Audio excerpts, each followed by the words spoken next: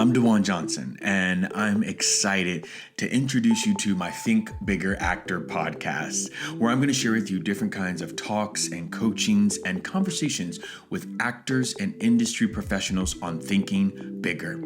I hope these conversations will help you on your path to success, because I believe success is an inside job that starts with your mindset and the thoughts you hold dominant in your mind. Change your thoughts and you change your world. Your path to thinking bigger begins now. This is so bizarre and this is so like trippy. Welcome, Cady. How are you? Hi, I'm so good. How are you? Oh man, I'm having an outer body experience with you here. First of all, thank you so much for coming on to the Think Big Actors podcast. That's first. You are so welcome. Thank you for asking me. I'm thrilled to be here and thrilled to talk to you. And I love that you're doing this. This is awesome. Thank you. We're going to get the embarrassing stuff out of the way right now so that we can dive in deep and talk to other actors. I've met you before and I just want to say out loud publicly that, we took picture and I didn't put it on social media because I think sometimes that was just for me. And I wanted that to be mine. I can put it out there now, but like, I didn't put it out there because it was just like my moment to meet you. What people don't know about me is that I grew up watching you. And really grew up watching you. Like I would babysit my brother and sister. We watch cartoons, then we watch the news. Then at 1:00, all my children would come on. And I was, and then One Life to Live, and then General Hospital, and then more cartoons. But I said this to you, and I really want to say it again, that you were one of the reasons I became an actor. Like you really, I know it sounds, that's why this is so trippy for me. Like, I just thought you were so amazing. Like just so amazing. So I wanted to get that out of the way before we just to say, I love that. And I mean, what could be a nicer compliment and a better compliment? And, I put a lot of myself and so much of my,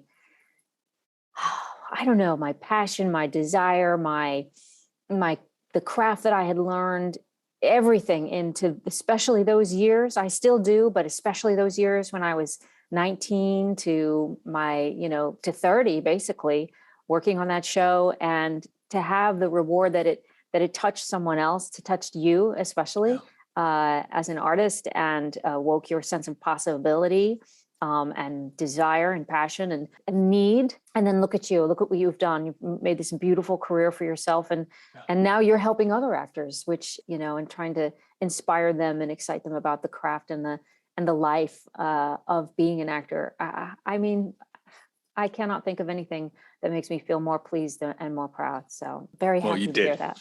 I mean that. And I'm not just telling you that, I mean that. And I just remember like thinking there was just so much emotion behind all of it. It was a lot of tears. There was a lot going on between you, Tad, and Brooke, and Billy, and everybody. There was a lot going on. And I just, a lot. I was like, don't blow up the bridge. Like it was, there was just a lot. And so, I think it helped me tap into a lot of that I could be at that time, or I could do. There weren't a lot of people of color on daytime at that time. And I'll just, I guess we're just going to peel the Band-Aid off and just go in for it. But there wasn't a lot of people of color, and I didn't see it that way. And I remember thinking like, oh, there's not a lot of Black people on there, but I did not think I couldn't do it. I thought for sure that I would be the one, or one of the ones on there.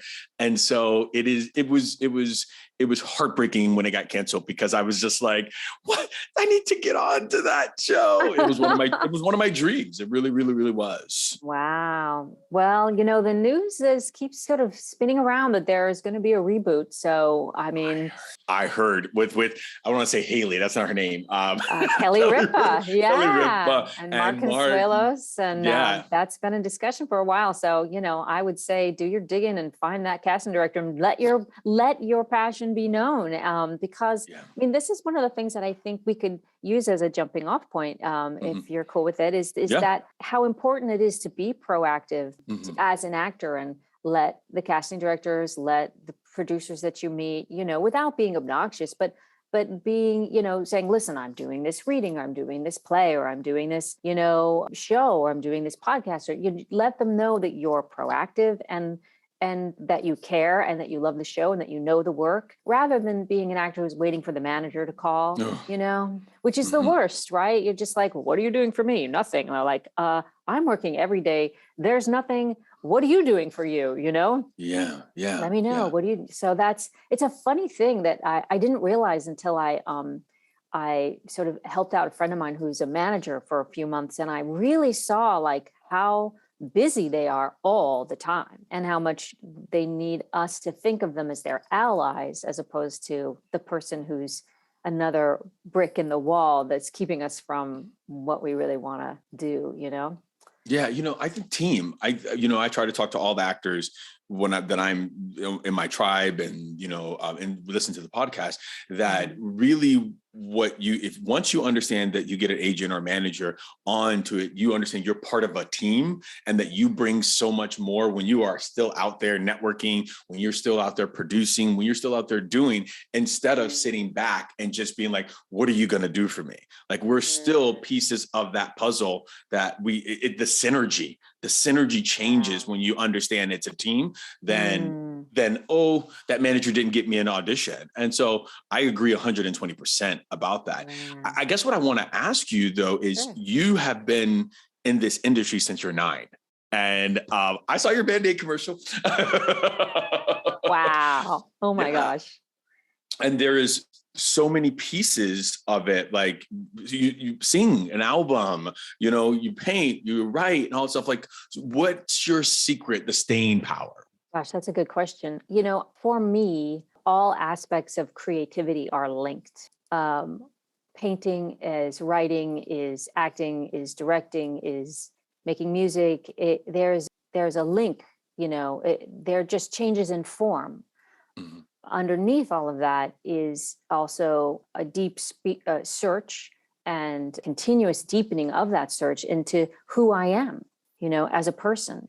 So those artistic expressions, they work kind of in conjunction with my constant sort of evolution as a human being. So I am dedicated to evolving as a spiritual being, and that is in a human body. And then I express that through whatever art sort of feels like is calling to me the most at that whatever particular time. I find that acting can be, at least for me, like the experience of working on a soap, it's a very high level of emotion that is asked for, and is very hard to keep up, over long periods of time. So the other arts, or even just doing a play while I'm doing the soap or another show, of feeding it with a different kind of rhythm, a different kind of wavelength, if you will, or energy, like that, the energy of the time that you put into working on a play, you get to draw deep, really drop in, as to working on a TV show where you have to show up, know your lines, and perform. And on soaps, it's first take. We get one take and that's it. Yeah. There's a rehearsal and a one take. Unless the producer decides to do a second take. There is no second take. So that's very stressful. Yeah. And I needed all those different forms, and I needed that constant search to keep filling me up, so that's fill up to, and reasons why, I think one of the biggest things that helped me and still helps me as an actor is to remember that the audience is there and I am there as an actor to serve them. I serve the story. I serve the audience. I am a conduit. The work passes through me. I'm a communicator. And the purpose of that communication is to uplift an audience, inspire them, reach them, communicate with them. Sometimes when I work with actors, I see them like, doing this work and it's so deep. And I'm like, don't go in, go out. The feeling will be there. You've done the homework. What is this person? You need to connect.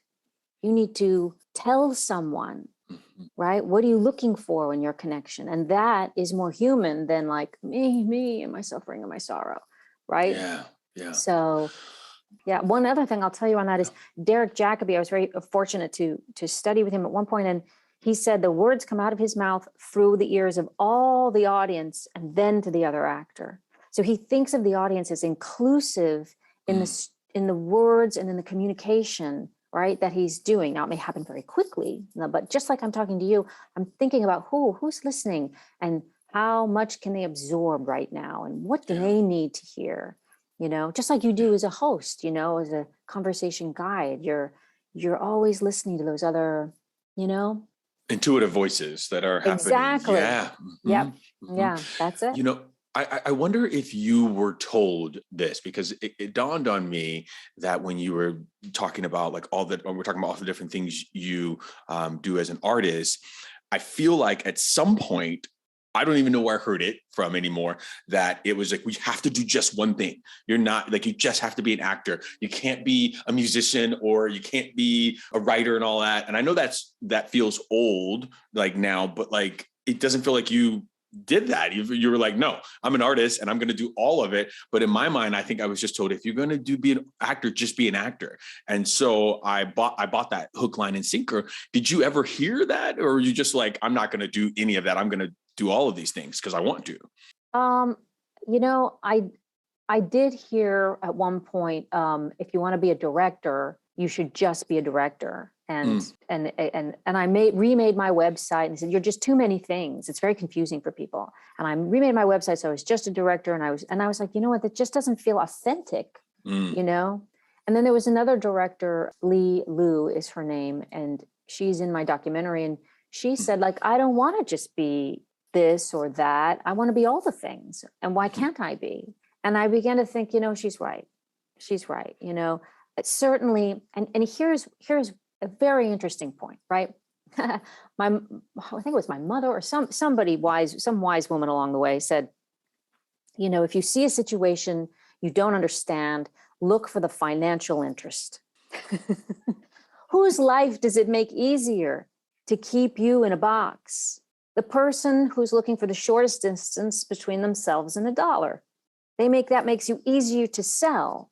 You become a product. And I think because I grew up in show business as a kid, I saw that I became a product. I needed to be easy for people to digest and swallow. And here I was, the Band-Aid kid, and there I was, the Maybelline girl. And people like that. You don't become threatening if you're too many other things, And I was like, it really was something I started butting up against in my early 20s. And partly, I think it's because I had an extreme situation. My mother got cancer when I was in my teens, and then she was dying. And all throughout my 20s, it was extraordinarily stressful. And I had to look beyond for other reasons, like, what is life about? What is going on here? I need something bigger than what you're selling me.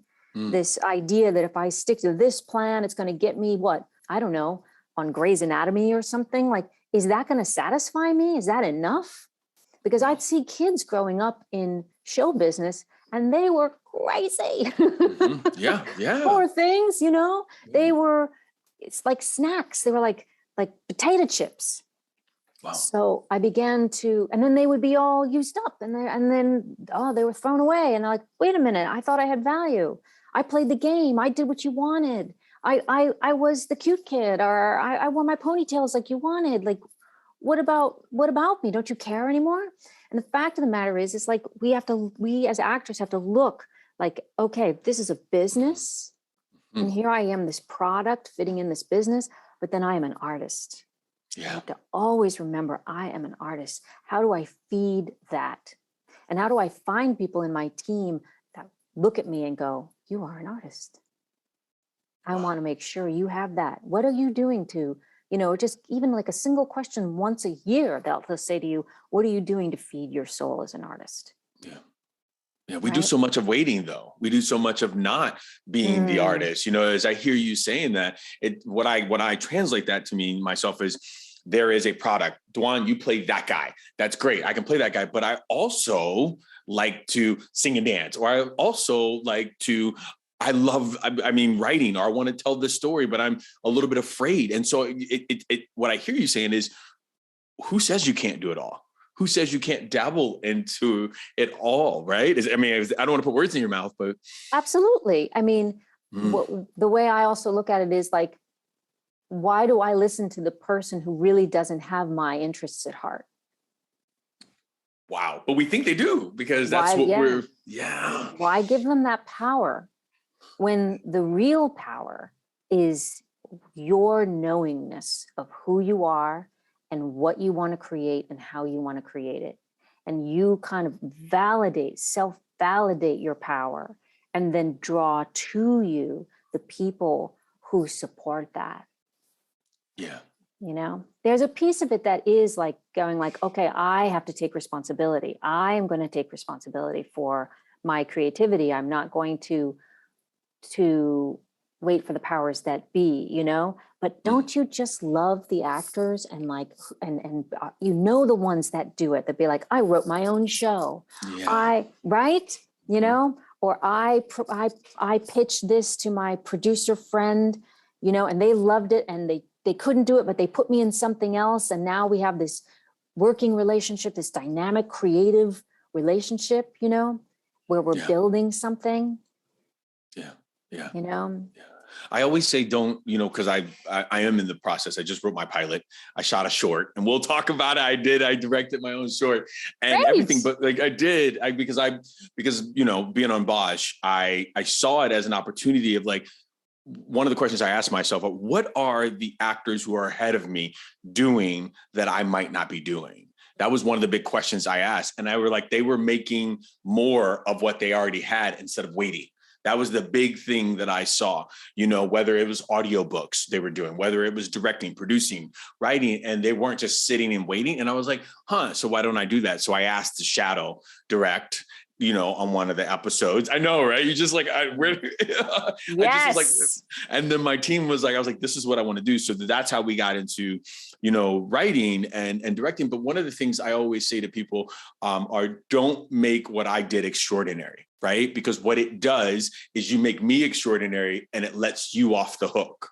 Right? We all can simply ask a question and be like, they could have said no to me, or I could have gone and done something else. But we also get to utilize the people in our sphere, like you're saying, like utilize, or just ask them, or ask questions, or say, hey, Cady, can you take a look at this? Or I know you work with this theater and stuff. So that's what I hear you saying. Also, ask a producer friend, or ask a friend to read something or write something and do that. Is that about right? 100%. There's asking, and there's also being willing to be a beginner, you know, at something. You may feel like, oh, I'm a really good actor, but God, boy, that directing, that looks like a lot of work, and I'm too old, or I'm too this or too that. And you're like, well, listen, if I'm humble, you know, and I'm willing to do the work, which is, you know, read the books, practice, get the scripts, practice, and I show them that I'm willing to do the work and be humble and be a beginner and respect the process, you know, that is going to be seen and received, and I can trust that. And I know that it's a path, and I'm not going to get there tomorrow, you know, it's going to be a journey. But if that's a journey I want to take, you know, super worth taking. Yeah. So for our actor people, you know, out there listening, you know, you've done a lot of soaps. Like I followed, you know, Dixie and Jennifer. Okay. Yeah. I want to also just say, I don't know how to say, but I did end up, I did an arc on General Hospital, and it was like, it was everything, you know what I mean? And you know, I guess my question would be, I think as actors, you know, I don't know. I feel like you do so much work on soaps, and I feel like it goes out into this ether, and then they're gone. There's no repeats of them. You know, there's like but it's such hard work that I understood that not until I got on set, I should say, that you're shooting a movie in a day.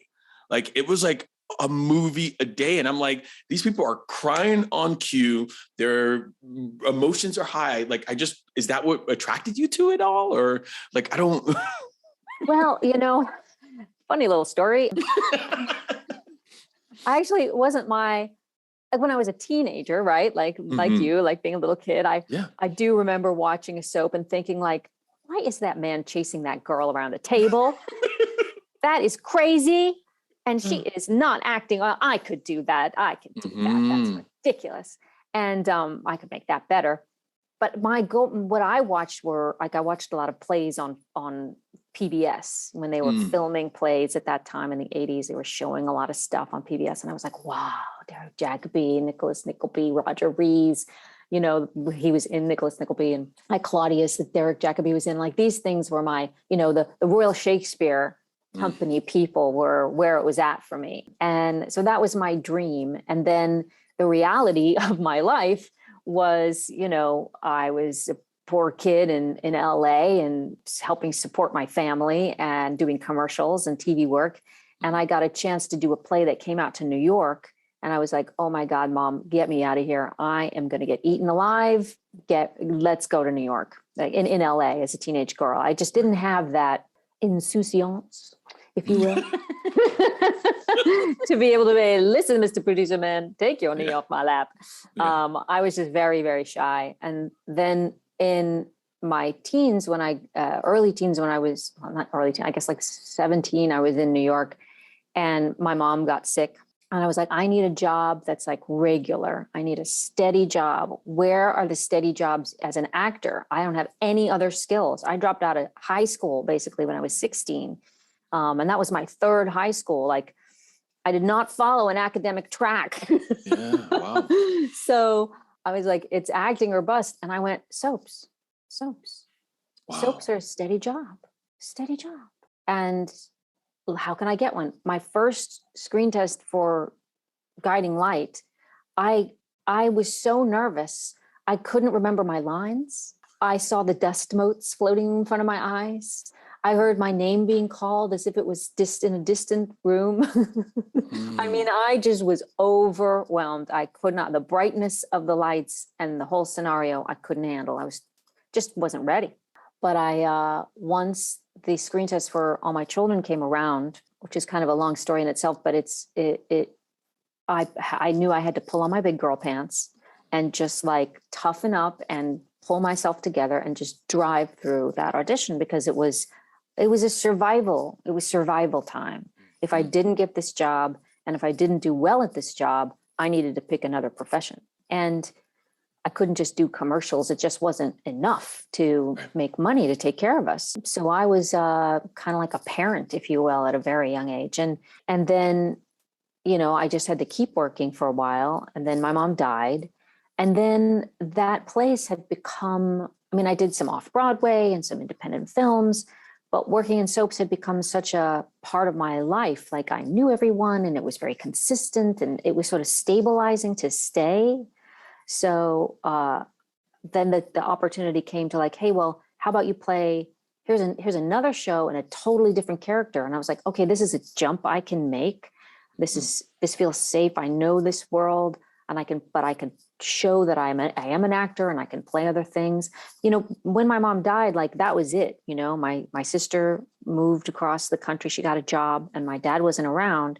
So it was me on my own. And I was 25. So I needed at least something that felt like family, you know, that stability, you know, just in. And that lasted me till about 35 and my dad died. And I just sort of like needed to back off of everything for a while and sort of figure out, okay, what am I doing now? And in that time, I guess when I was 30, I started going to college and art school. I wanted to paint. And then I think around 35, I made an album. I thought I wanted to be a musician. I just kind of hadn't figured out what else I wanted to be when I grew up.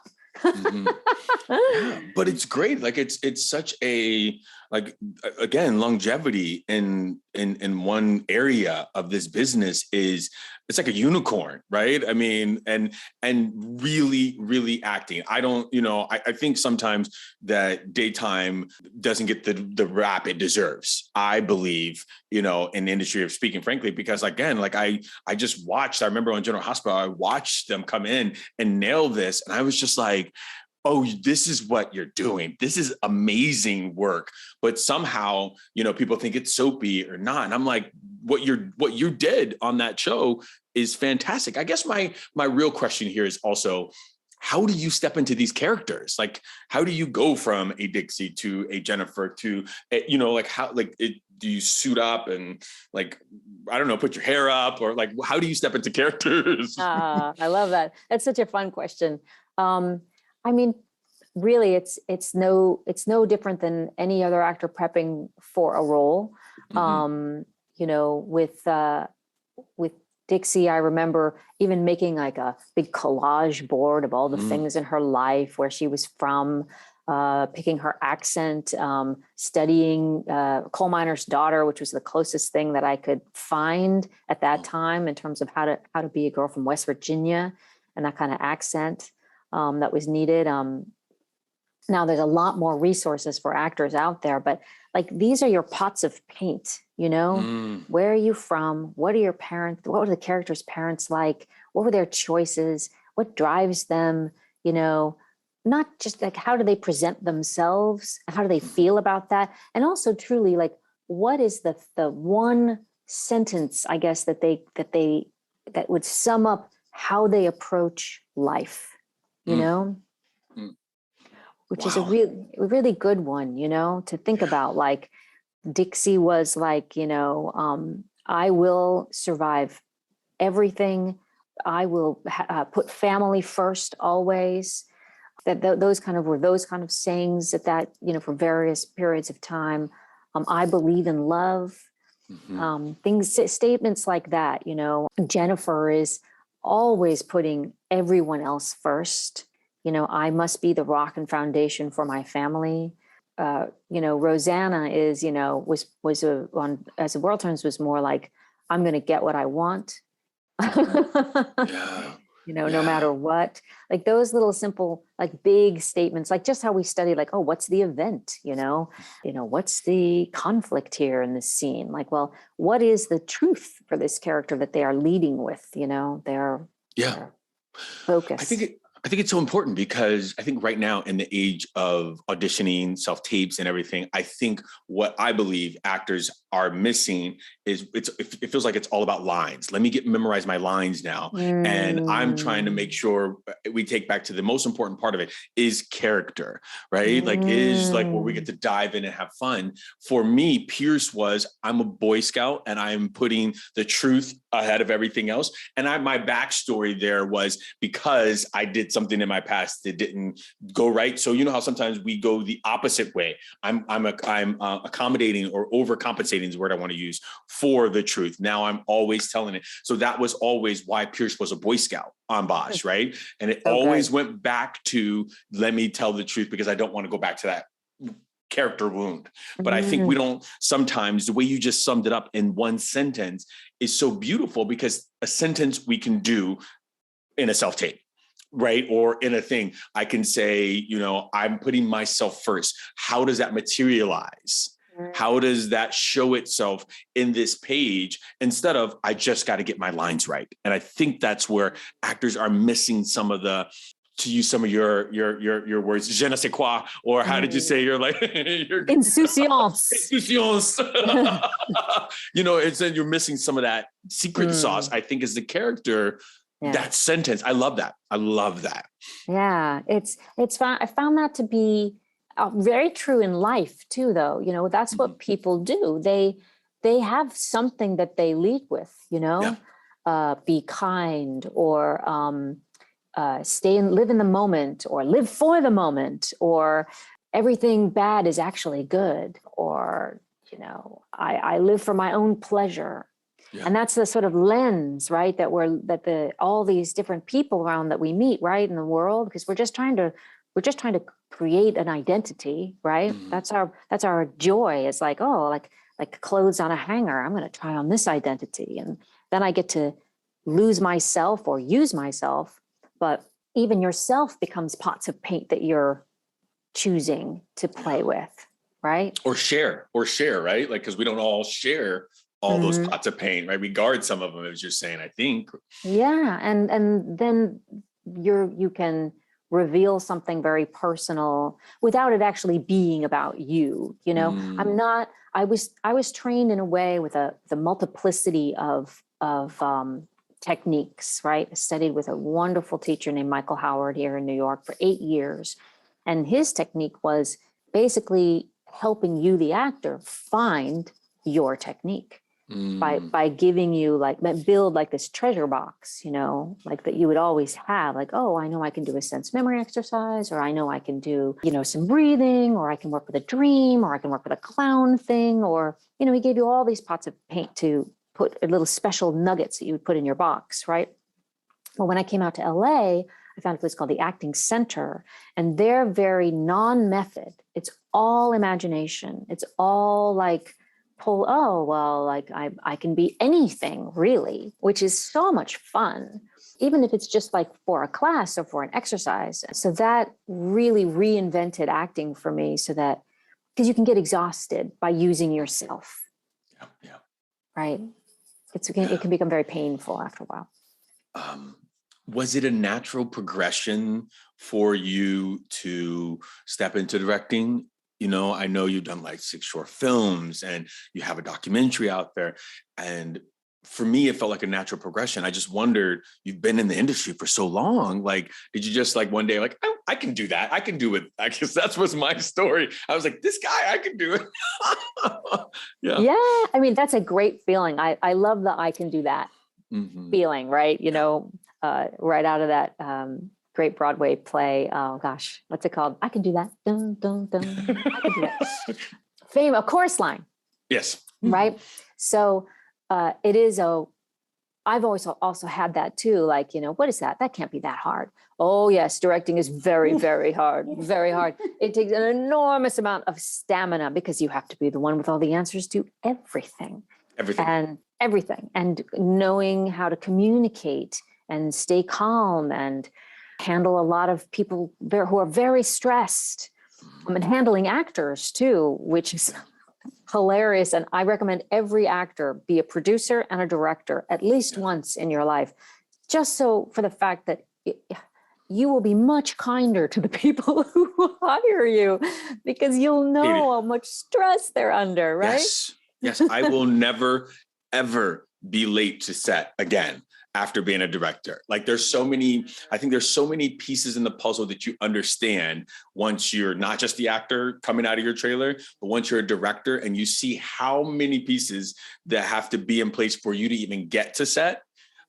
I wasn't a late actor anyway, but you know what I mean? But I'm there now. Like you're saying, and by the way, I will never do producing again. That is just not my hat. Not my hat. I do directed.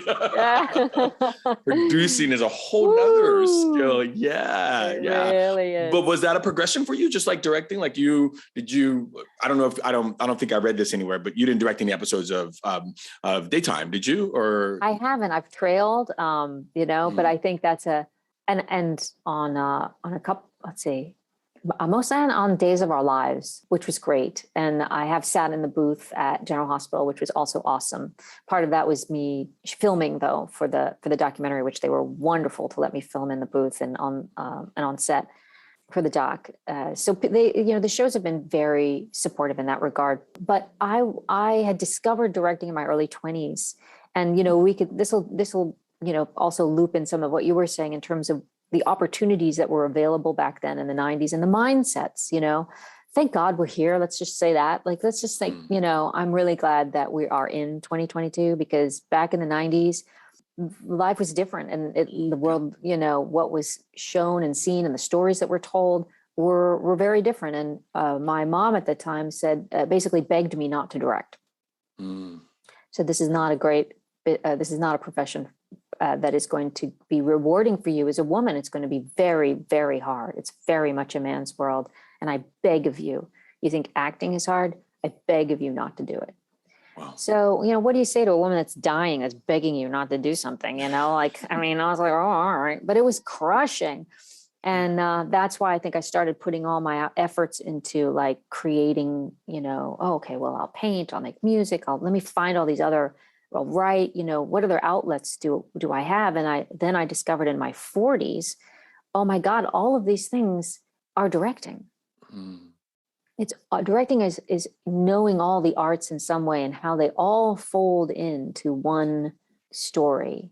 you get to use all that knowledge to be the one that's guiding the story. And one of the great joys of my life in the last few years, in 2018, I directed this play called Paint Made Flesh. And we did like 6 workshops and, 32 rewrites. And we got to do a workshop at Steppenwolf in Chicago, which was amazing. And then we did like a invite only 4-show run in New York, and we filmed it, which was amazing. And then we've written a screenplay from it. So that's been like unbelievable joy, getting to craft and guide that film, but also doing the documentary about female directors was my way of saying, if you've ever been told what I've been told, here's something that will help you, whether you're a man or a woman, even though it's focused on women telling these stories, that will help you know that you can. And if you want to, if this is your calling, that you should. Yeah. Yeah, and I saw that on your doc. You were saying that you are devoted to helping more females become directors, and I was going to ask that question, but I see why you decided to do it that way, right? I mean, there's been a big movement, as it should have been, for more female DPs, for more female directors, for more just female crews. I think I hadn't thought about it, but a lot of the sets I had been on before were not. I don't think I had a female director up until, I would say, pretty recently. Yeah. You know what I mean? And so I get why, that would be a passion, but it sounds like you really expanded on that and focused in on that in your doc. Yeah. I mean, the funny thing is that like 50% of the people coming out of colleges are female identifying and are out of film schools and are women. Right. And yet somehow they drop off and drop off and drop off. Well, why is that? It isn't because they're staying home and having babies. It's because there's no opportunities and they need to make a living. Everybody needs to make a living. Everybody works. And even if you're a parent, you're working. That's a big job. But, if you're a family, everybody's thinking about economics. And if the economics aren't there for you, how are you going to do it? Yeah. It's very risky. And so very few people stayed, female identifying people, walk the line. Now I'm very proud that my little film has been a small part of the very, very big movement to change things, and the industry has changed and evolved even more to be more inclusive of all peoples. Non-binary, everything. Yeah. Working, directing. Yeah. Yeah. And I'm very proud of that. And I have to not give any energy to anything that says that this is like a trend or a moment, and it's an evolution.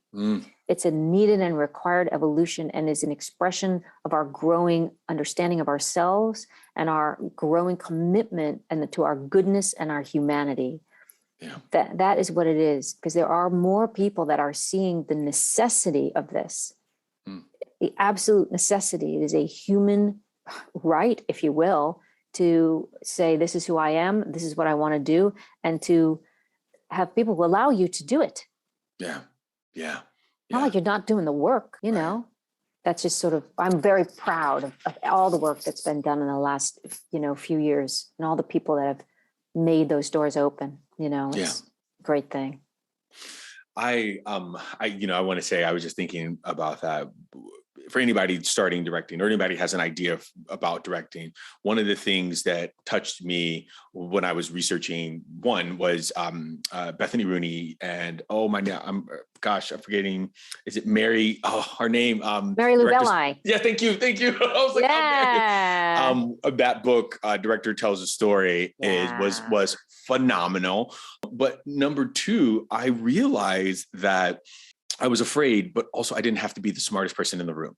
I could surround myself with a lot of people who knew their zones really well, but I just had to have the answers to help them get on their path, right? So I didn't know a ton about lighting. I knew how I wanted it to look from being on sets, and I could just say, hey, this is what I'm looking for. And they're like, great. They translated it into their look. Or I could talk about a shot I wanted, and I could be like, this is the shot I want. I want the crane to do this. And then my DP was like, great, we're going to do this.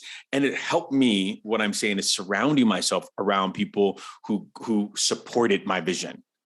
It helped me to just have people on that same just page and all helping instead of me feeling like, oh, I can't get this done. And so I just want to encourage anybody else that has an inkling of a thought to direct, to do it. There's people who want to, like yourself, who want to help and encourage others to do it. So I want to just echo that really strongly. Yeah, it's so great. That's something that Leslie Linka Glatter, who's in the film, she's one of the 4 lead voices in Seeing is Believing, Women Direct. Yeah. And she says, I don't want to be the smartest person in the room, but I want to be in the room with the smartest people, and knowing, that's a really great radar that you have though, DaJuan, for like knowing who those smart people are and trusting them and respecting them with that, with their vision and their understanding, because that's also appreciated, right? Think of that DP who's put in all this work and they don't want a director to tell them where to put the camera, all the time. They want to be like, here's my vision. Here's what I want to see. Yeah. And, if they're collaborative with you, they'll maybe like do a little frame nudge, but you're trusting them to know their job too, and then letting them do their job, which is also like working with actors, which let's talk about this just for a second. Giving notes. Yeah. Now, I have to ask you this, when you were directing, how did you find giving notes to the actors? So I had a little cheat, right? Because speaking of Bethany Rooney and Mary LaBelle, I was an actor on they have a program with the WB where they work with directors. And so I was one of the actors that were working for those directors. And any situation I'm in, I understand that I'm not just there to take up space. I am there also to learn as well. And though I was an actor who had ideas of directing, I was listening. Why am I telling this story? Is because I remember Mary saying, she's taught so much, that when you give notes, don't over explain it. Just give the note. And when they say yes, don't keep going, just stop. And so I remember that when I would give notes, I would be very focused and I wouldn't tell anybody about their emotions or anything like that. I would just say from this director hat, here's where I'm going with it. And I would just stop instead of over explaining it. So for me, the notes part it was okay, but I don't know. Now I'm looking at you. I'm like, I feel raw. I'm like, I'm telling you this. No, that is absolutely the right answer. 100%. Think about it when you're an actor.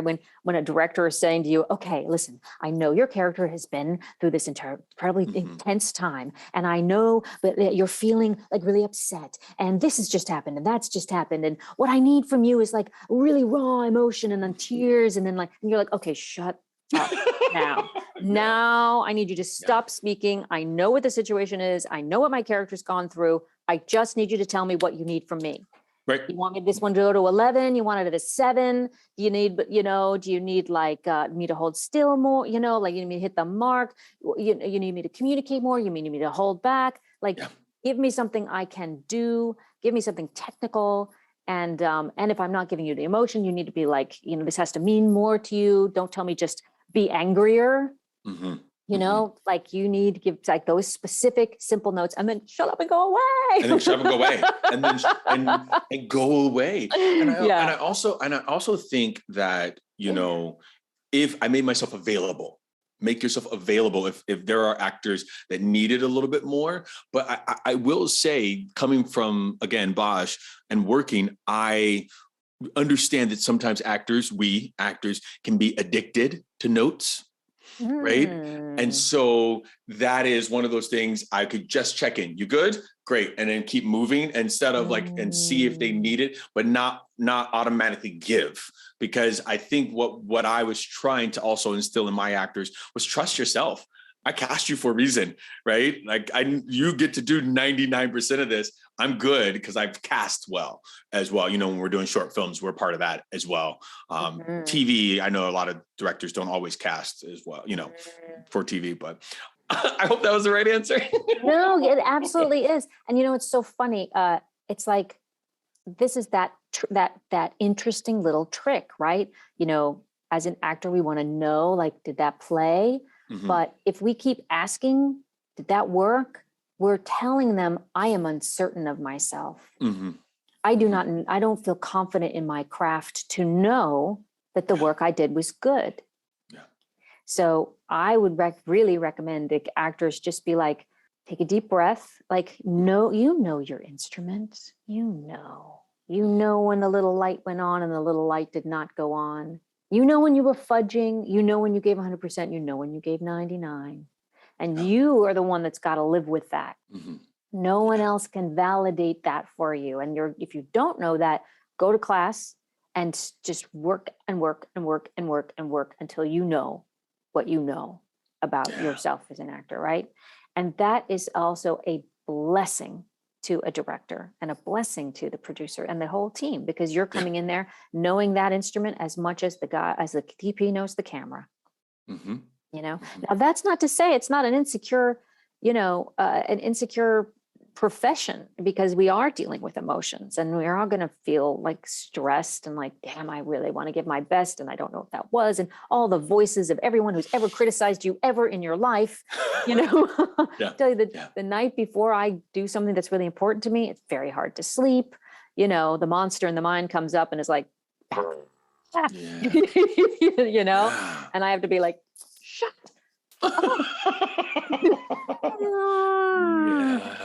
but it's still like there, the guardian asshole. You need me? You need me? You need me?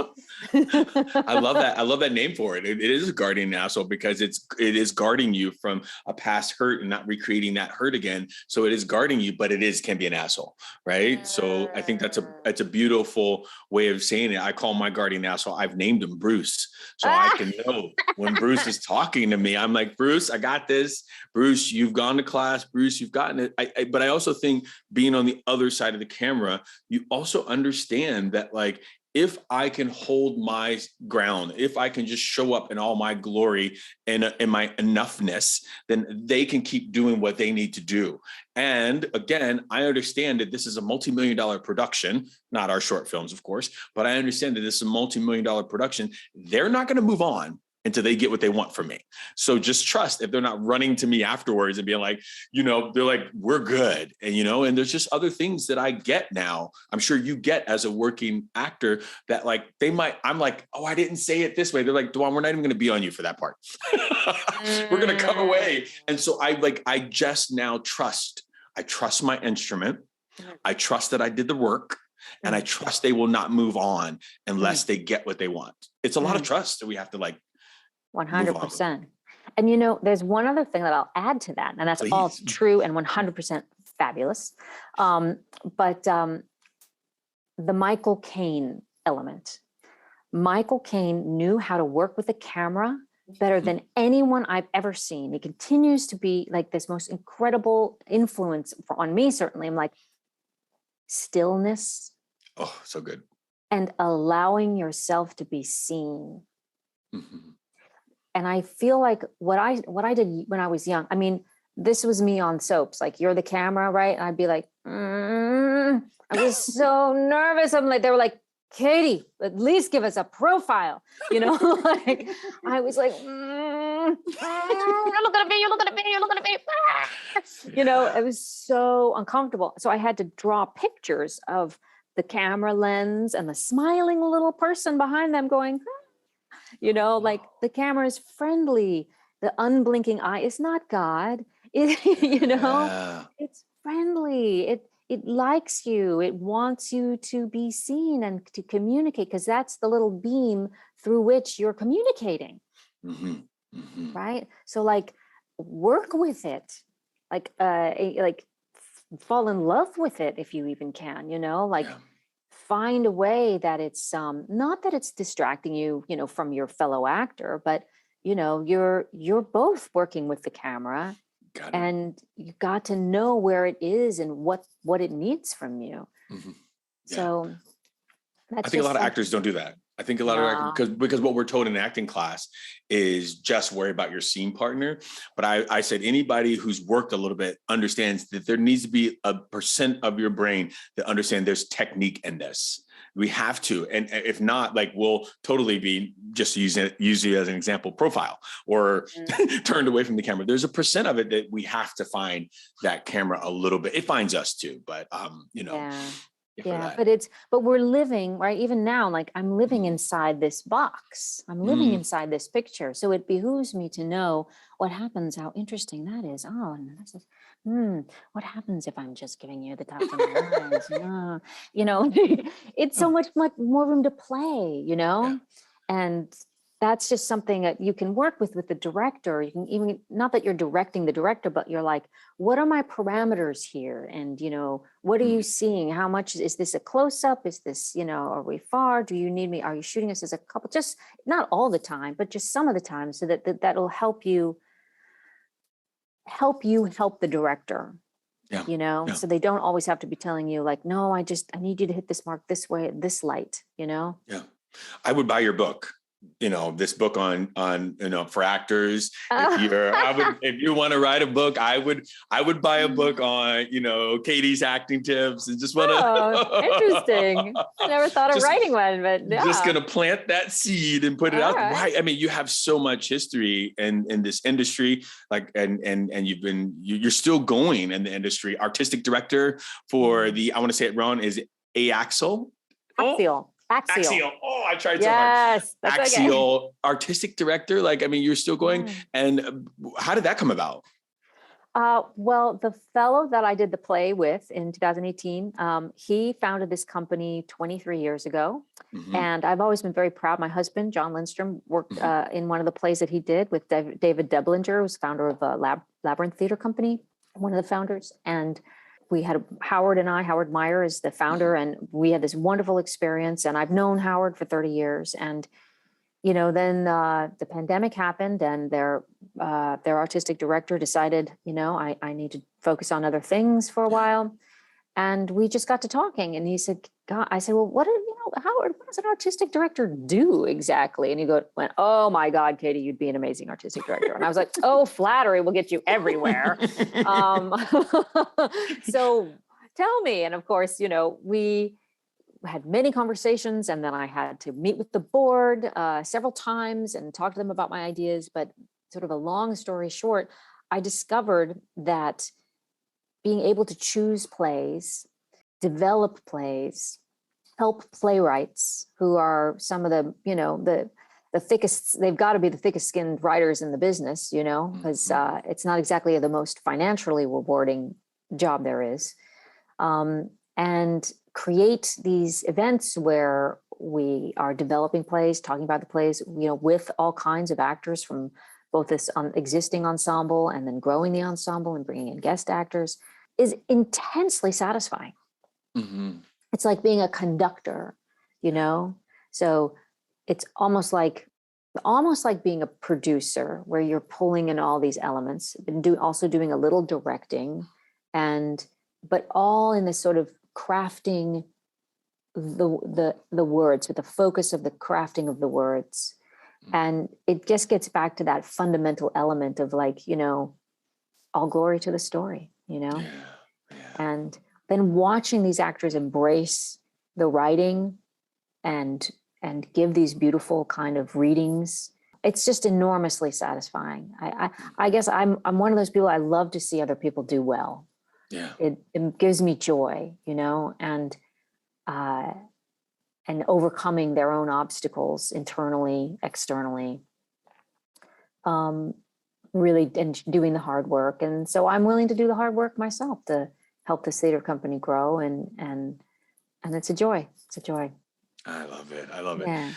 Cady, thank you so much. I mean, I'm so inspired by you. I mean, I didn't know you wrote a memoir, Murdering Your Youth, beforehand. I mean, artistic director. I got to listen to your music, Joan in California, and I just went in on all of it. And I thought the tip of the iceberg was the acting and stuff, but it is so deep. It is so beautiful. And I guess my final question is, how do you stay inspired? I look. Mm-hmm. I do a lot of looking and a lot of listening. And I try to keep looking outward to see, what's being made on the edges. Where are these risk takers? Where are they living and how are they living? And Red Cat is a theater in Los Angeles that does all kinds of really interesting experimental and performance work. That has been a great, every time a source of like, when I see artists taking risks, for the sake of not just risk taking, but expressing something that they feel is very unique to them, I'm also inspired by people who, actors who risk in their life, who go from being an actor to a photographer or a painter, and change up the form in which they're expressing. And I'm also inspired by playwrights who just don't quit. That is probably, if I have a motto in my life, my personal life, it would be just don't quit. Yeah. Just don't quit. I had another guest that said something like that. Don't get out of line. Your time's coming. Just don't not out of line, but it's like, we're all in this line to get to that next, thing. Just stay in line. It's coming. It's coming. It's coming. And I thought that was so, just don't quit. Just don't quit. Yeah. Thank you so much for your time. Thank you. What? Oh my God. I do want to say one last thing. It was so amazing to meet you, because when John got to work with you, and we were huge fans of Bosch, we were like, oh my God, you're with John. Oh my God, that's so great. And like, wait a minute, he's a fan of David. What? He was like, he should be a fan of me. I'm on General Hospital. We work together. He's a fan of yours. Like, what's going on? But we were a huge fan of yours, and your work is so beautiful. And it's such a pleasure to watch you do your acting. And I just cannot wait to see whatever it is that you want to do next. I support it 100%. And however I can help you in any way, please always feel that the door is wide open. Wait, you want to do more? I feel like you've already inspired me in my life. Thank you. You never know. Yeah, you never know. Whose life does it make easier to keep you in a box? Ooh, what a word there. Let me repeat that. Whose life does it make easier to keep you in a box? I've talked about this a lot this season in the D12s. So I'm sure that's why this message stood out to me and is what I want to talk about in the D12s. Just be an actor. You're too many things. You're confusing people. That's such an old way of thinking. Whose life does it make easier to keep you in a box? I don't just want to be this or that. I want to be all the things. When did wanting to dream big, to think bigger become such a problem? When do we have to settle on if we were only a dramatic or comedic actor? What if you truly want to be both? What if? What's it going to take for you to just be you, your authentic self, to show up and not, begging for notes on set, to sit down and write a script, even though you thought you would never be a writer, to just step into the career that you want? Do you even know anymore what you want out of your acting career? Do you? Your career. Let me ask you as you listen to this. What do you want? And don't just say, I want to be a working actor. I want to be a working actor. That's just a dangling carrot that we hear other actors say, and we latch on to it. What do you want? Whew. That is definitely going to have to be a to be continued one, listening to that, because that's something that I've just really been pulling apart this year. What do I want as an actor? Do I want to do it this way? Why did I begin acting? Why am I still continuing to act? How am I feeding my soul? I would love to hear your answers. I would love to hear your answers. Please make sure you DM me. DM me. Tell me your truth. Tell me, what do you want in this career now? What do you want? I want to know. And thank you, Cady. Thank you, Cady, for prompting this thought for me, and just going deeper with it. And I mean it. Everyone out there, please do me a favor and DM me. while you're also doing me a favor and sharing this podcast with one person, just one. If you don't like people, I get it. Share it on Instagram. Share it in your stories. It truly helps me reach more people. And if there's, someone out there that you want to bring on the podcast, shoot me a DM for that as well. Let's try to get them on. All right. Till next time, I'll be watching the DMs on Instagram, letting me know that, what do you want? Well, let's really dive into this, and I'll talk about it at the start of my next podcast. Talk to you soon.